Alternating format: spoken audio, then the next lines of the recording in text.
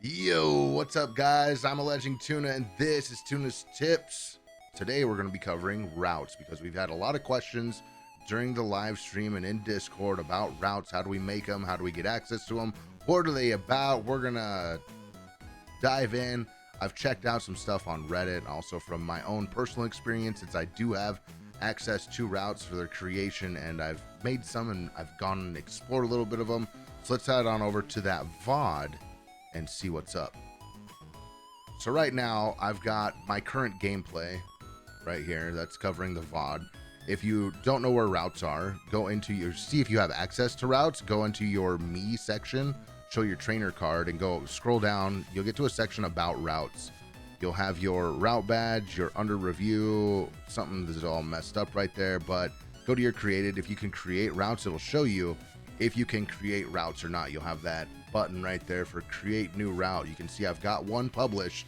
I've got a couple that are stuck in limbo, and then I've got one that we're going to look at here in this video that we created yesterday and submitted.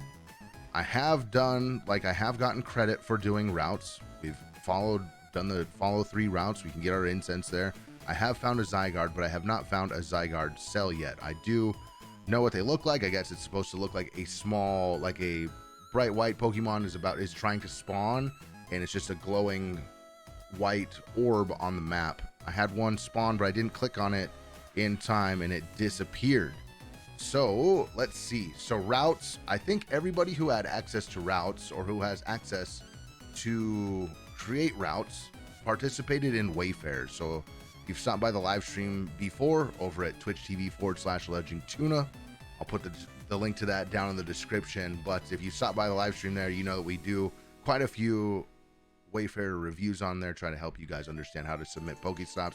I have a video on how to help you understand what to do in Wayfair and submitting stuff too. So if you want to see that, I'll link that later on. But let's check out this route creation. I have this running in 2x speed. Pretty much what you do, like I went over to a park. So we're joined by Cool Dog over there. This is my gameplay from yesterday.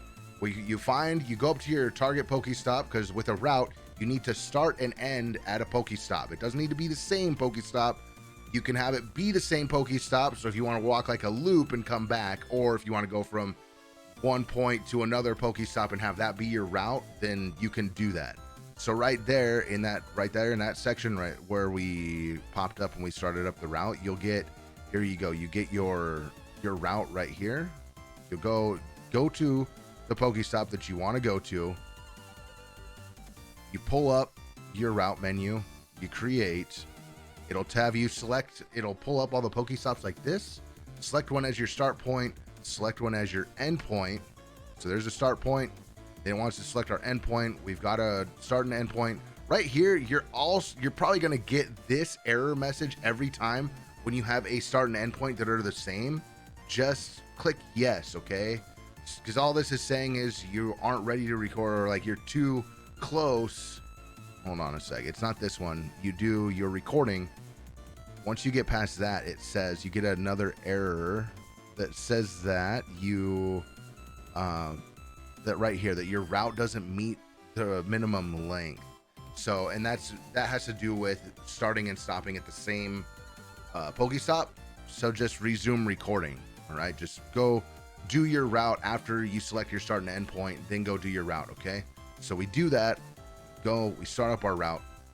We walk around the park. It's quite a big stroll. As my player is walking around, you can catch Pokemon.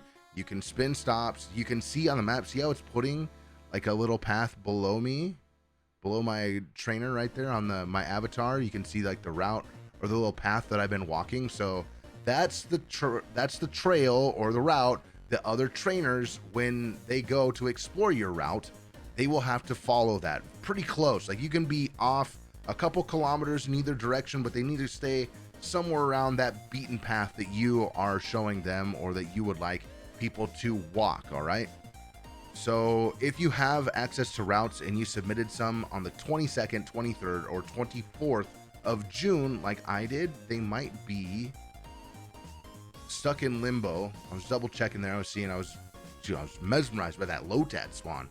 But the 22nd, 23rd, and 24th of June, like some of the first days when we had access to routes, if you submitted them then, they might be stuck in limbo. So go back out and resubmit them again. That's what I'm doing here. Like I submitted this route already last month, but I haven't heard anything back. So I went out and I resubmitted it again yesterday. These routes are not reviewed by Niantic. They're not reviewed by the community, we'll say, like in Wayfair. You know how in Wayfair the community votes yes or no on stops and based on criteria, right? They're voted on, it's reviewed by Niantic, possibly AI that's done that. And so yeah, go out, do your route, make sure it's in like a public area, you know, like a well-traveled area in your town with maybe a lot of stops or something. Maybe there's some cool sights and stuff that you want to show off while you're doing that. Or in a park, do a loop around a park. Don't have your route crisscross. Like don't walk around and go like all crazy. Like if you do a route, make sure it's in like in a loop, or like, you know, you can have a kind of a wavy loop or whatever, but don't cross your path. If you cross paths, there's been some reports that kind of adds to some weird unwanted outcomes. So don't cross your path if you are creating a route. It causes some trouble, or it can. Okay, so yeah, we go through, you can see I'm still able to catch Pokemon and continue making my route. We go up around this corner. When you take corners, take them wide. Take your corners wide, so and don't try to do like 90-degree angles. Okay, just kind of stick to like some gentle curves and things like that when you're doing your routes. Okay, so my character keeps walking along, spinning some stops. I do have an auto catcher. The Go Plus Plus is connected. It's spinning those stops while I am catching the different Pokemon that I encountered yesterday out on my walk when we were making this. Routes need to be a minimum length of 0.5 kilometer and can have a maximum of 20 kilometers. So, you know, they can be all sorts of sizes. Just cover the area that you'd like, get it submitted, right? There's a limit. I think you can only submit about 5 a week. It's 4 or 5 a week. It used to be 5 routes you could create a day. If you're out there creating 5 routes a day, that's a lot. That's a lot of Pokemon Go, but some people may have been doing that. But we're limited now to 4 or 5 a week now, you guys, okay? You can see my character keeps going around the corner there, taking kind of a gentle, you know, I don't know what that little like zigzag is where it happened at that Pokestop. Maybe my GPS drifted some or something like that. But make sure, like, if you're making a route, that's another thing too, is like if you're in a downtown area or an area that has like a lot of GPS drift, you might not want to try to submit a route there, because your route's going to go all over the place and it's going to be very hard for others to follow that and get credit for it. Okay, here I'm in a park. There's just trees around, there's baseball fields, there's some basketball courts and things like that. So you can see I'm coming up to like a parking lot. I try to stay on the path that's already there, and we walk around the edge of the parking lot. We're making our way up to that gym. One thing that might be cool with routes is there's Pokemon that spawn near routes. Like you get increased Pokemon spawns when you're on a route. You also earn experience and you can get some items. So if it's an area where a lot of people like to play, maybe those who participate in routes, you know, if they follow the route, they'll be able to get some extra catches and maybe learn some stuff about a new area of town that they haven't been in, right? That's one thing I like about it. Could help rural players as well, who may not have a lot of spawns. I'll have to go and see how many spawns we get on routes. Like I make it over to this park often, and so I will share my gameplay with you guys when we go back, if this route is accepted. And if it's not, I'll just submit it again, right? So we make it up to that gym. We're still going, making the route. Let's see, what else can we talk about with routes? Make sure that you stay like very close to the route, to the path, because if you get off of the path when you're following a route, you don't get credit for it. Don't submit routes in cemeteries. Those who have submitted routes in cemeteries have been getting instant rejection, so make sure it's like not a cemetery, okay, you guys? You do earn badges for following routes. 5, if you follow a route 5 times, you get a bronze badge. If you follow it 20 times, you get a silver badge, and if you do it 100 times, you get a gold badge There are some route specific spawns when you're following routes. We haven't seen a whole lot of them, but so far initial reports are showing Mr. Mime in the UK, Soul Rock and Panseer, and those are your extra ones. But yeah, like yesterday, like those might be exclusive ones, but I was definitely seeing when I followed the other route that I have, you get a little icon. You know, you get like an incense icon when you incense a Pokemon, similar to like the weather boost icon up in the corner. If you're using your daily incense, it gives you a daily incense icon. You will get a route icon that has like a Pokeball with some trails around it and yet on the Pokemon that you encountered. So you'll know if you're getting stuff that from being on a route. So I'm looking forward to finding more of those when I go back, if this is accepted. When you're following a route, make sure that you do not minimize your game. Okay, if you're following a route, make sure your game is open so it can track your GPS when you're moving around. If you minimize it because you know you're got like your Go Plus or your Go Plus Plus on, you're just auto catching and you're just kind of talking to your friends, not paying attention. Do not minimize Pokemon Go, because that will, when you minimize Pokemon Go, it'll stop your area where you're at. As soon as you minimize that, and then if you reopen it, it'll say you need to go back and follow the path. I made that mistake once.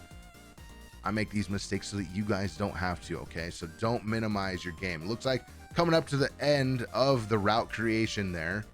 We get up to the edge, and then it'll ask us to name it and follow the end, and it's pretty good. So pretty easy.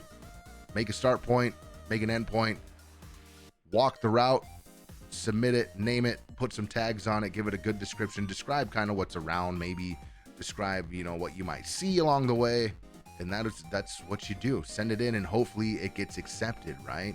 Here we go. It goes to the end of the route. We're done recording, and then it goes to, like, you know, you go to the part where it says like name your route. You can add a title. You can put on there if it can be followed in reverse. So like if it's a to B route, or maybe it's just like maybe it's a loop, right? An A to A route. You do it in reverse? So I mean, like, can people go backwards? Can people go forwards, right? Doesn't mean you have to walk backwards while you're going on that route. So yeah, can it be followed in reverse? And then do you want to have your trainer name on there? Which, you know, sure, why not? Do that stuff. Get your routes submitted. When you complete routes, you get some rewards. You get Stardust, XP. Sometimes you can get TMs and berries. If your item bag is full when you complete routes and stuff like that, you will still get the items when you finish the route, which is kind of cool. So don't worry about having a full bag when you do that. And then, yeah, just remember when you're creating a route, take your corners wide, start your corners really early, and then round them off a bit.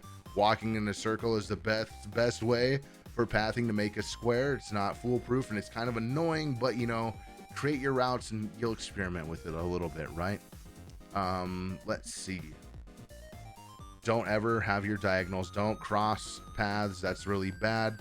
And remember, when you're creating routes, like it rounds up to the nearest half kilometer.